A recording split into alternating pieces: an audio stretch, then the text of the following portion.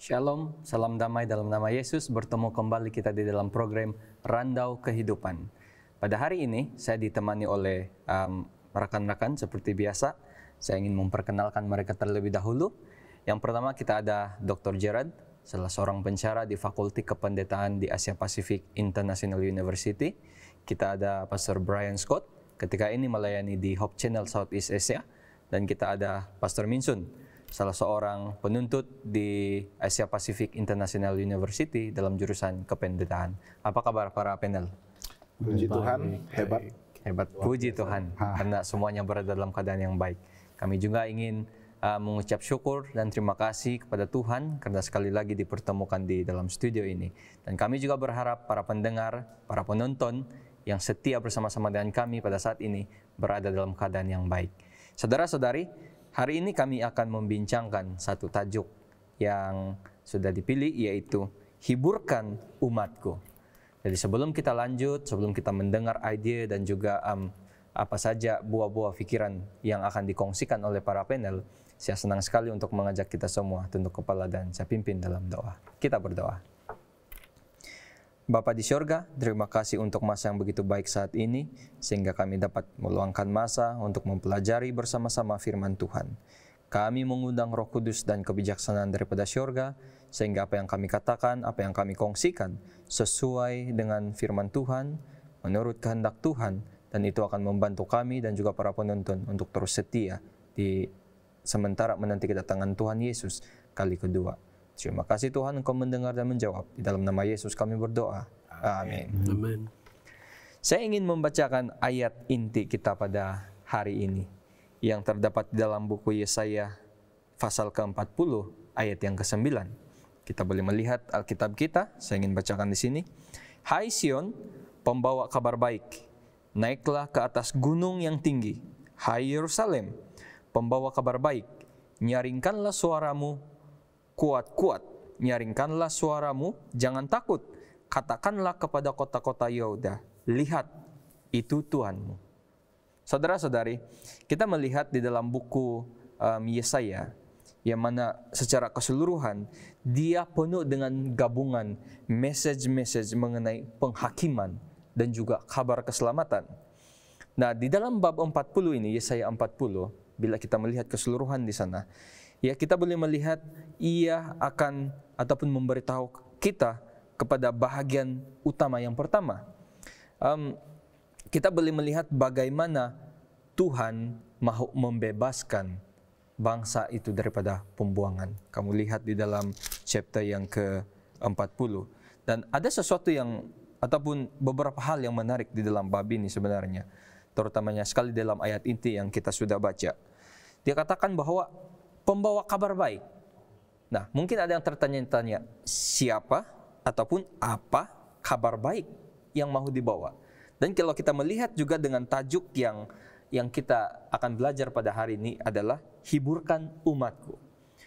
Apakah umat yang disebut di sini adalah umat yang mengalami penderitaan, kesusahan, ataupun apa jenis pergumulan yang mereka alami sehingga kan pelajaran ini bertajuk Hiburkan Umatku. Sudah tentu bila kita melihat perkataan hibur, maksudnya dia mahu memberikan sesuatu untuk menggembira, membuatkan hati kita gembira. Nah, di dalam pelajaran pada hari ini, itulah yang akan kita kupas.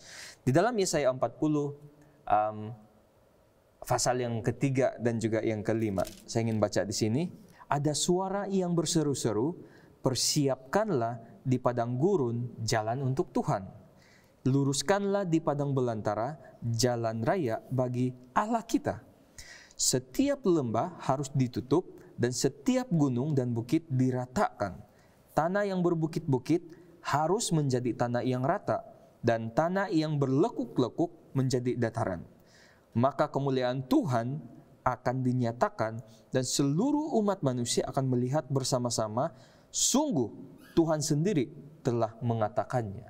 Ayat ini mendorong kita, para panel, untuk mempersiapkan jalan untuk Tuhan. Kalau kita lihat dalam ayat yang ketiga, Mungkin ada para panel antara para panel yang mau mengungsikan bagaimana persiapan yang dimaksudkan di dalam ayat ini. Bagaimana bentuk persiapan ataupun apakah perlu sediakan, karena kalau lihat ratakanlah gunung ganang, macam mana mau kasih rata gunung ganang, ataupun dia ada maksud yang lain yang sangat sesuai dengan maksud Tuhan untuk menyediakan jalan bagi Tuhan ini. Siapa saja para panel? Saya ingin ulas sedikit tentang ayat yang kita baca pada permulaannya tadi, berkaitan dengan kabar baik. Nah, ini adalah sangat bertepatan dengan ciri-ciri buku Yesaya itu sendiri yang kita kenali sebagai the Old Testament Gospel, Injil di dalam Perjanjian Lama. Dan walaupun syarat dengan message tentang penghakiman dan juga penghukuman ya terhadap bangsa Yehuda ini di bawah kepimpinan raja-raja yang murtad, dan juga bangsa Yehuda sendiri yang sudah pun mulai menduakan Tuhan dan juga cenderung untuk menyembah berhala dan sebagainya. Apa yang menjadi kabar baik bagi mereka adalah bahwa Tuhan tetap sama dengan keadilannya dan dengan kasih karunia-Nya, dengan rahmat dan juga belas kasihannya. Dan Tuhan sangat ingin untuk mengampuni dan menyelamatkan lebih daripada Dia ingin menghukum. Dan ini merupakan satu kabar baik, kerana kita perlukan kabar baik ataupun datang dalam bentuk penghiburan itu pada saat kita dalam keadaan susah, dalam keadaan berduka, dalam keadaan sedih, dalam keadaan terancam, dan pelbagai jenis emosi yang negatif, ya, yang sering menyebabkan kita rasa begitu gusar dan juga bimbang. Dan pada masa itulah kita sangat memerlukan penghiburan. Dan sangat tepat pada masanya sebenarnya, walaupun dia sudah menerangkan kepada bangsa Israel bahwa mereka akan taken into captivity, ya, akan dibawa, ditawan oleh Babylon. Tetapi Tuhan tetap memberikan mereka perkabaran bahwa penyelamatan itu pasti akan datang selepas mengharungi saat-saat berduka dan sengsara dan derita itu. Saya lebih melihat kepada persiapkan jalan bagi Tuhan ini kepada perjalanan laluan yang mereka akan tempuhi semasa tawanan itu nanti. Bagaimana sebenarnya sukar bagi mereka untuk melalui padang belantara, gurun yang tidak rata, panas, berdebu, berpasir dan sebagainya itu. Ini merupakan satu perjalanan yang sangat tidak menyelesaikan, dan mungkin mereka sangat tidak bersedia untuk harus melalui jalan seperti itu. Dan itu pun yang sudah mereka alami sewaktu mereka dibebaskan dari Mesir. Pada malam itu semua excited, teruja, ya, besok kita akan lepas dari Mesir. Tetapi apabila mereka telah lepas dari Mesir dan melalui laluan padang gurun belantara itu, baru mereka sadar bahwa perjalanan itu bukan perjalanan yang mudah. Sangat sukar, memenatkan, dan akhirnya mereka ingin kembali pula ke Mesir, tempat perhambaan itu.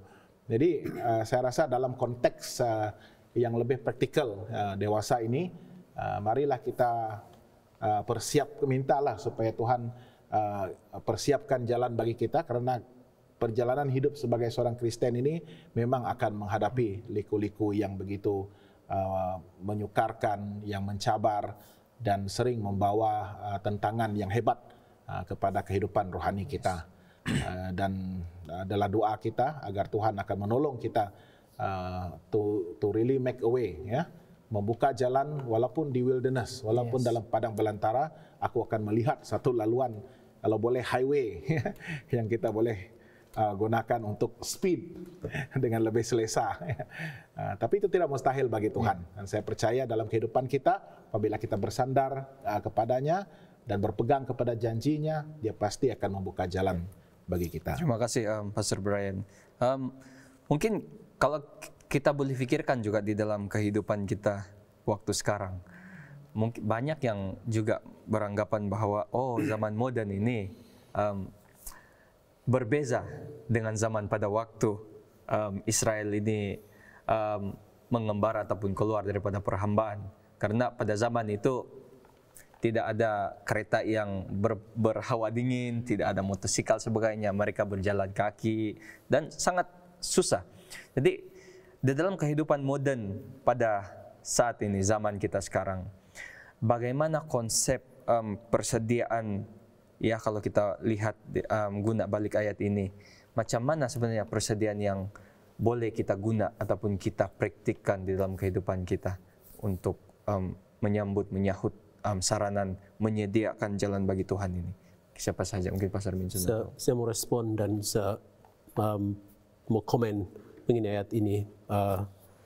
Saya menggunakan sejarah cerita di Keluaran untuk memberikan kiasan bagaimana bangsa Israel itu keluar daripada perhambaan ataupun daripada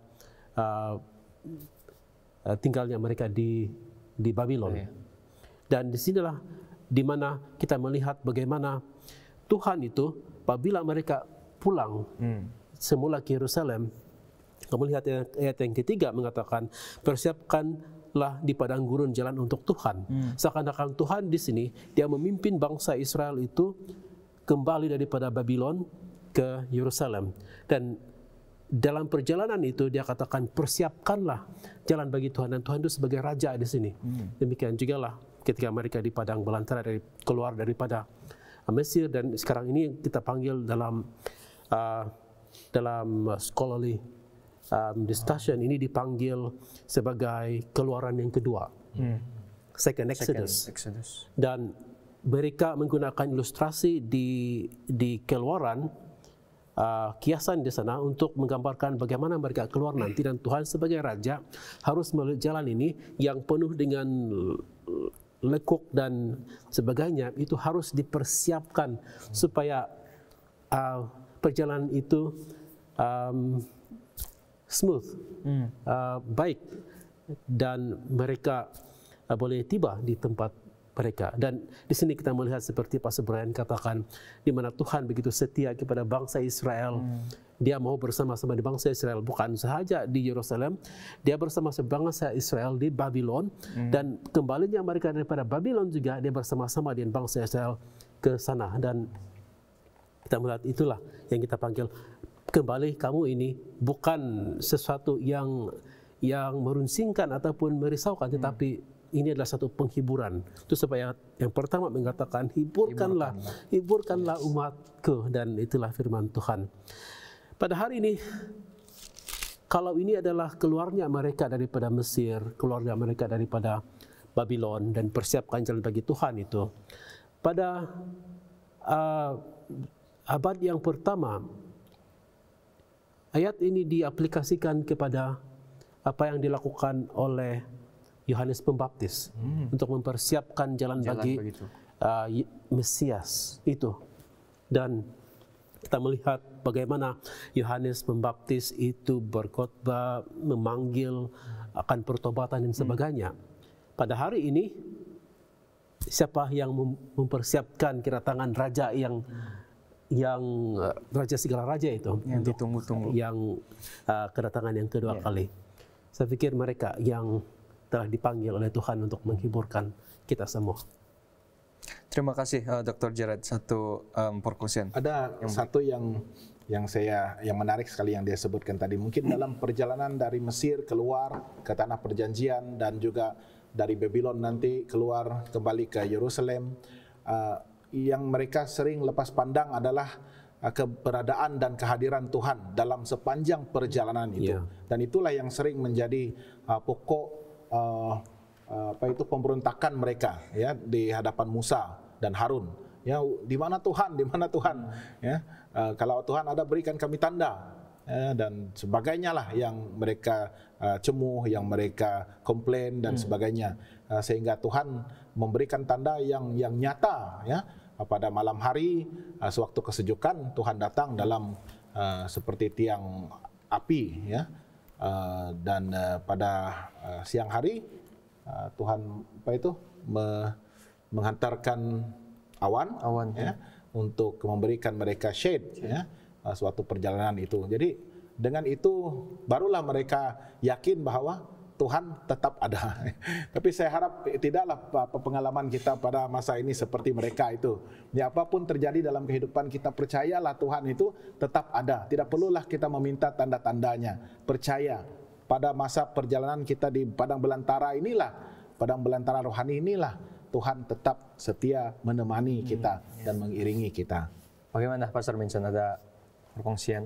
Saya suka beri respon sedikit dengan apa yang Pastor Brian katakan di permulaan tadi, di mana persiapan Tuhan untuk bangsa Dia yang keluar daripada perhambaan. Dan kita melihat, saya lihat di sini ada dua benda yang harus dipersiapkan, yaitu bagian Tuhan untuk mempersiapkan jalan bangsa itu, kemudian bagian bangsa Israel yang mempersiapkan diri daripada dua bagian, physical dan mental, dan khususnya daripada mental. Sebab sebagaimanapun pimpinan Tuhan, kalau pikiran mereka itu tidak bersedia, apa yang baik Tuhan lakukan, mereka tidak dapat melihat kemuliaan, kebaikan Tuhan dalam setiap penjuru kehidupan mereka. Ada sejak keluhan mereka, sebab mereka belum bersedia. Pikiran mereka tidak bersedia untuk dipimpin oleh Tuhan. Sepertinya bangsa Israel ini, sepanjang perjalanan Alkitab mencatatkan ada banyak keluhan yang mereka streskan kepada Musa. Terima kasih Pastor Vincent. Ya, sangat menarik perkongsian pendapat yang sudah kita dengar sebentar tadi. Bagaimana Tuhan membuktikan kehadirannya, kesetiaan Dia di dalam satu janji yang Dia sudah berikan. Dan di dalam perjalanan untuk keluar daripada perhambaan itu, Tuhan menunjukkan kekuasaan Dia di sana. Dan Tuhan juga senantiasa mahu memberikan, sedia memberikan penghiburan kepada setiap umat-umat yang percaya. Nah, di dalam Yesaya 40 ayat yang ke-9, kita lihat lagi Yesaya 40 ayat 9 hingga yang ke-11. Kita dapat lihat di dalam ayat ini mengenai Sion yang membawa kabar baik. Dikatakan sini, hai Sion pembawa kabar baik, naiklah ke atas gunung yang tinggi, hai Yerusalem pembawa kabar baik, nyaringkanlah suaramu kuat-kuat, nyaringkanlah suaramu, jangan takut. Katakanlah kepada kota-kota Yehuda, lihat itu Allahmu, lihat itu Tuhan Allah. Ia datang dengan kekuatan dan dengan tangannya lah berkuasa. Lihat mereka yang menjadi upah jerih payahnya dan bersama-sama Dia, dan mereka yang diperolehnya berjalan di hadapannya. Seperti seorang gembala, ia mengembalakan kawanan ternakannya dan menghimpunkannya dengan tangannya. Anak-anak domba di pangkunya, induk-induk domba dituntunnya dengan hati-hati. So kalau kita lihat di dalam pelajaran ini juga, terutamanya pada hari Selasa ini, mengenai kelahiran penginjilan. Mungkin Pastor Gerard boleh memberikan sedikit ulasan based on Yesaya 40 ayat yang ke-9 hingga ke-11 ini. Siapa yang dimaksudkan penginjil, kelahiran penginjil yang disebut di sini? Sebab bila kita lihat di dalam nubuatan Yesaya, kita dapat lihat ada satu nama yang bukan satu kebetulan bagi saya, bahwa Hana, ya, seorang nabiya, menjadi yang pertama mengumumkan di bait bukit kepada orang-orang Yerusalem bahwa Tuhan telah datang. Apakah dia ataupun ada orang lain? Bagaimana, Dr. Gerard? Hana merupakan aplikasi kepada apa yang telah dinyatakan oleh Yesaya dalam ayat yang ke-9 ini, 9, 9, 11. Yes. Sudah tentunya Hana bukan Hana, ada seorang lagi yang berada di sana. Simeon juga mengatakan sesuatu mengenai itu. Tetapi Hana, dia dengan jelas, dan ini yang kita panggil allusion, ataupun dia melihat kepada apa yang dikatakan dalam mengambil ungkapan ataupun perkataan daripada Perjanjian Lama dan menyebut itu dalam ungkapan ataupun dalam apa yang dia katakan di sana. Jadi di sana kita melihat bahwa dalam dalam apa yang Hana lakukan itu, dia menggenapi to some extent dari segi allusion ataupun rujukan kepada perjanjian lama. Walaupun dalam Yesaya 40:9 ini kita tidak dibagi tahu siapa ini. Dan salah satu daripada aplikasi dia itu adalah kepada Hana. Hana merupakan salah satu daripada aplikasi yang mengatakan pembawa kabar baik. Dan semua ada disebut di sana di gunung yang tinggi, Yerusalem dan sebagainya. Sesiapapun boleh menjadi kabar baik ini, kita tidak tahu siapa yang disebut di sini. Tetapi antara yang kita lihat dalam perjanjian baru, kita melihat Yohanes Pembaptis juga salah satu dia, Hana salah seorang dia, kemudian murid-murid Yesus juga antara mereka yang menjadi pembawa kabar baik ini. Kamu lihat apa kabar baik yang dinyatakan di sana? Dia katakan, nyaringkanlah suaramu kuat-kuat. Dan bukankah itu yang kita lakukan sebagai penginjil pada hari ini? Kita menyatakan siapa Tuhan, dan apa yang dia katakan di sana, bahwa Tuhan datang dengan kekuatan, dengan tangannya ia berkuasa, dan dia katakan di sini bahwa semua hal yang dia telah lakukan sehingga menyelamatkan orang itu sekarang kelihatan. Dan dia katakan mereka yang telah diselamatkan itu berjalan bersama-sama dengan dia, dan mungkin di hadapan dia. Tetapi ayat ke-11 mengatakan seperti seorang gembala menggembalakan kawanan ternaknya. Kita lihat dalam Yohanes 10, gembala itu berjalan di hadapan kawanan ternakannya itu. Jadi di sini kita melihat satu gambaran penginjilan yang luar biasa ini. Bukan sahaja kepada orang tertentu, tetapi kepada sesiapa sahaja yang menyuruhkan bahwa Tuhan itu baik, dan karena kebaikannya orang yang menerima itu diselamatkan. Saya juga ingin bawa kita untuk fast forward kepada penginjilan yang terakhir pada akhir zaman ini, yang agak paralel agak similar, sama ungkapannya dengan apa yang saya sebutkan dalam ayat yang ke-9 tadi. Dalam Wahyu 14 ayat yang ke-6, aku melihat seorang malaikat lain terbang di tengah-tengah langit, dan padanya ada Injil yang kekal untuk diberitakan kepada mereka yang diam di atas bumi, dan kepada semua bangsa dan suku dan bahasa dan kaum. Ayat yang ke-7, dia berseru dengan suara nyaring, takutlah akan Allah dan muliakanlah dia, karena telah tiba saat penghakimannya itu, dan sembahlah dia yang telah menjadikan langit dan bumi dan laut dan semua mata air. Kalau kita perhatikan di sini, penginjilan, Injil dalam bentuk kabar baik, kalau dalam konteks Yesaya itu dia lebih kepada pembebasan, lebih kepada penyelamatan, di mana umat Tuhan yang akan ditawan, yang akan dijajah, itu akan dilepaskan, pada akhirnya akan dilepaskan. Dan pada penglihatan Yohanes kekasih ini dalam Wahyu 14, dia melihat bahwa penghakiman juga merupakan satu kabar baik, satu Injil yang harus diberitakan, dan ini merupakan satu cara untuk mempersiapkan kedatangan Tuhan, mempersiapkan jalan bagi kedatangan Tuhan yang kedua kali. Dan Injil kekal itu harus diberitakan dengan suara yang nyaring, nyaring maksudnya ada satu ketegasan, ada satu faktor mustahak, yang segera, yang harus dilakukan dengan pantas dan segera, dan juga sesuatu yang sangat orang kata harus dikabarkan untuk mengakhiri sesuatu.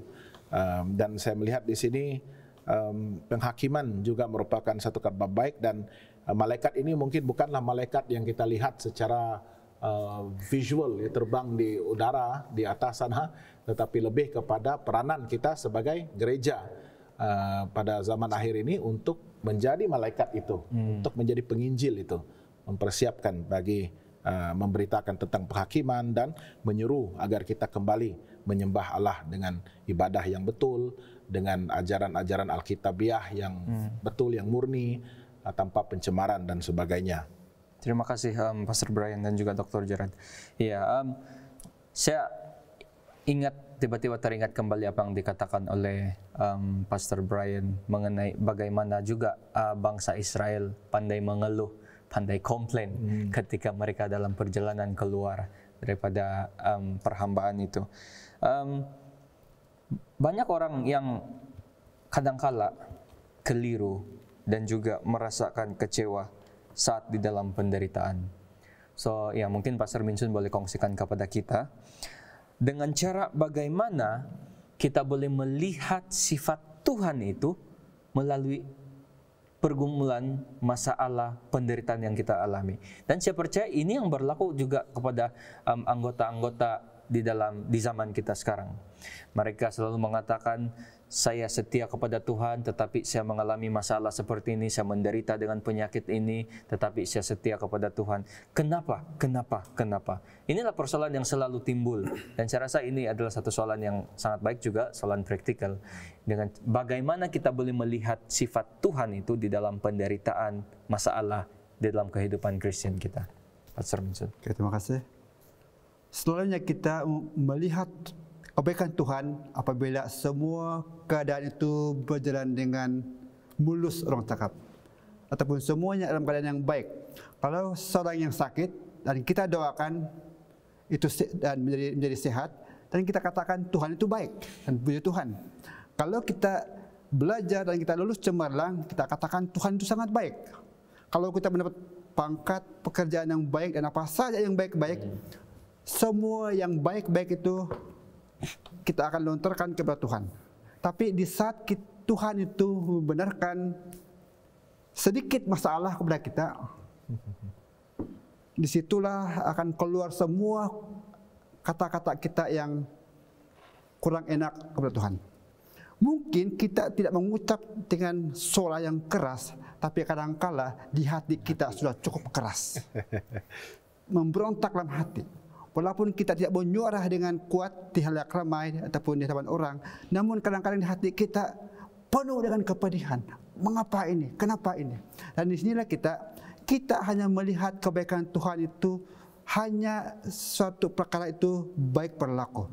Sedangkan Tuhan, bila dibenarkan penderitaan dan kesusahan, bahkan berlakunya kesakitan, Dia ingin memberitahu di sebalik keadaan yang sukar, Dia tetap baik.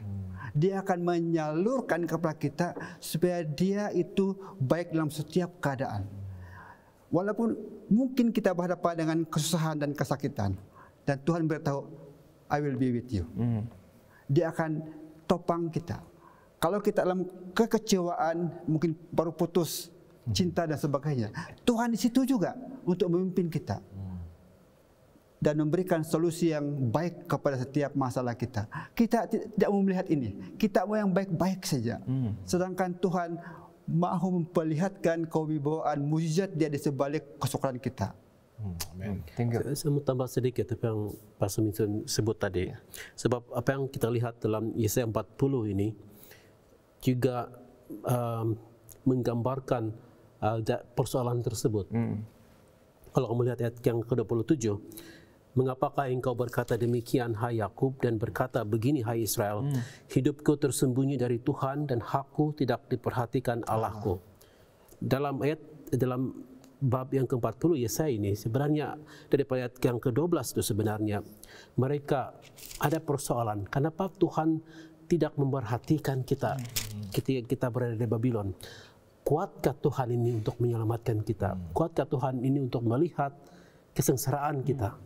Itu sebab ayat 27 itu mereka bernyoal Tuhan. Yes. Mengapa engkau berkata demikian? Itu yang disebut oleh Yesaya. Tetapi diberikan jawabannya di sini. Dan saya fikir ada kaitan dengan apa yang Pastor Minsun juga sebut tadi. Ayat 28. Tidakkah kau tahu dan tidakkah kau dengar? Tuhan ialah Allah kekal yang menciptakan bumi dari ujung ke ujung. Ia tidak menjadi lelah dan tidak menjadi lesu, tidak terduga pengertiannya. Dia memberi kekuatan kepada yang lelah, Dia menambah semangat kepada yang tiada berdaya. Amin. Dia sentiasa melakukan ini walaupun kita tidak sadar. Seperti yang Pastor Minsun katakan, dan inilah Tuhan. Dia melihat kesengsaraan manusia, Dia bukan tidak mampu. Dia mampu sebab Dia adalah pencipta. Itu yang disebut sini. Dia yang menciptakan bumi itu, langit dan bumi. Dan apapun yang kita lalui di dunia ini, bukan lama, sementara, sebab akan tiba masanya Tuhan akan memberikan kekuatan itu untuk kita lalui itu. Dan dia kata di ayat yang ke-31, orang yang menanti-nantikan Tuhan mendapat kekuatan baru. Mereka seumpama raja wali yang naik terbang dengan kekuatan sayapnya. Mereka berlari dan tidak menjadi lesu, mereka berjalan dan tidak menjadi lelah. Amin. Itu adalah janji dia. Amin. Terima kasih Pastor Minsun dan juga Dr. Jared atas satu perkongsian sebentar tadi, sangat menarik. Sebab kalau kita lihat juga di dalam pada waktu zaman Yesaya, saudara-saudari, pengertian rohani umat manusia menjadi gelap karena fahaman mereka yang salah tentang Tuhan. Dan Satan sudah lama berusaha untuk mempengaruhi manusia supaya memandang Tuhan sebagai pencipta dosa. Jadi inilah yang berlaku pada zaman kegelapan Yesaya dan juga masih juga berlaku pada zaman kita sekarang. Jadi kita sudah mempelajari, terutamanya sekali dalam ayat yang Pastor Gerard, Dr. Gerard sudah bacakan sebentar tadi. Apabila kita menjadi orang yang menanti-nantikan Tuhan, Dia akan memberikan kita kekuatan yang baru. Itulah Tuhan yang kita sembah. Terima kasih para panel sudah menjawab, sudah mengongsikan dan bersama-sama memberikan motivasi kepada pendengar-pendengar kita di luar sana. Oleh yang demikian, mari kita terus hidup dengan setia, mari kita terus hidup dengan kekuatan yang Tuhan sudah sediakan bagi kita. Sementara kita berhadapan dengan cabaran-cabaran esok, lusa, bulan depan, tahun depan, sehingga kedatangan Tuhan Yesus. Karena apabila kita tetap berdiri teguh dan setia, kita akan terbang seperti Raja Wali. Itu janji Tuhan. Untuk menutup program Perantau Kehidupan kita pada hari ini, saya ingin mempersilakan Pastor Minsun pimpin kita dalam doa penutup. Mari kita berdoa. Tuhan Bapa kami yang Maha Berkuasa di surga, terima kasih atas kesempatan untuk kami berbincang, dan terima kasih Tuhan atas kebijaksanaan untuk pencerahan-pencerahan yang membantu kami untuk bertumbuh di dalam kerohanian kami. Demikian juga para pendengar dan penuntun dimanapun mereka berada, biarlah juga mendapat manfaat untuk mereka lebih mengetahui untuk bertumbuh dalam kasih Tuhan. Tuhan, terima kasih atas penyertaan-Mu kepada kami, dan kami mohon dan persembahkan doa kami dalam nama Tuhan Yesus yang Maha Berkuasa. Amin. Amin. Amin. Saudara-saudari yang berada di mana saja saat ini, terima kasih karena dari awal program sehingga akhir sudah menyertai kami. Dan kami berharap para penonton sudah mendapat sesuatu daripada program ini. Dan jangan lupa, sertai kami di program ataupun episode yang akan datang. Tuhan memberkati.